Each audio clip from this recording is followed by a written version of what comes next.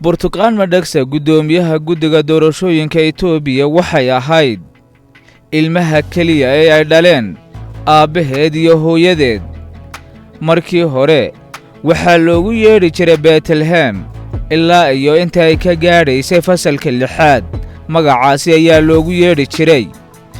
wixii intaasi ka dambeeyayna waxaa loogu yeedhi jiray magaca hadda ee Burtuqaan oo ay sheegtay inuu yahay magaca uu bixiyay aabaheed. waxayna waalidiinteeda u dhalatay kadib markii ay 13 sano wada joogeen, waxayna noqotay gabadha kaliya ee ay aabaheed iyo hooyada dhaleen. wuxuuna aabaheed sheegay in marar kala duwan uu ugu riyooday magacan Burtuqaan. carruurta xaafaduna waxay sheegtay inay ugu yeedhi jireen Mimi, waxayna sheegtay inay aad ugu faraxdo marka ay maqasho magacaasi Mimi. Burtuqaan waxay ku dhalatay magaalada Addis Ababa, gaar ahaanna xaafadda la yidhaahdo Faransay, oo ay ku soo kortay isla markaasina dugsiga hoose ay ka bilowday. waxbarashadana waxay ku qaadatay jaamacadda Addis Ababa sanadkii 1988 ee tirsiga Itoobiya. waxayna baratay culuumta sharciga digrigeedii koobaad.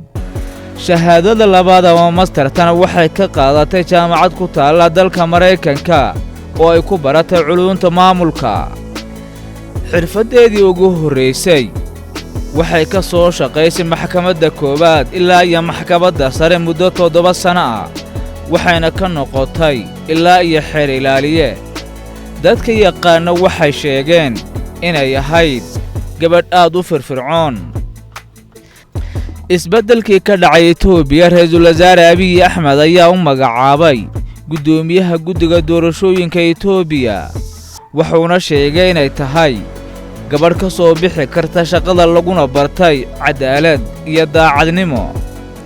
markii ugu horreysay siyaasadda waxay ku soo biirtay sanadkii 1990meeyadii, waxayna ku biirtay xusbi la odhan jiray Qastadamana oo uu gudoomiye ka ahaa Birhanu Nagga oo ka mid ahaa mucaaradka ugu waaweyn, kaasi oo hadda wasiirka waxbarashada Itoobiya.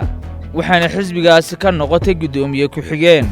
intaa kadib doorashadii Itoobiya ee sanadkii 1997 ee tirsiga Itoobiya, wixii ka dambeeyay xukunkii TPLF, waxaa la xidhay 2 jeer oo kala duwan.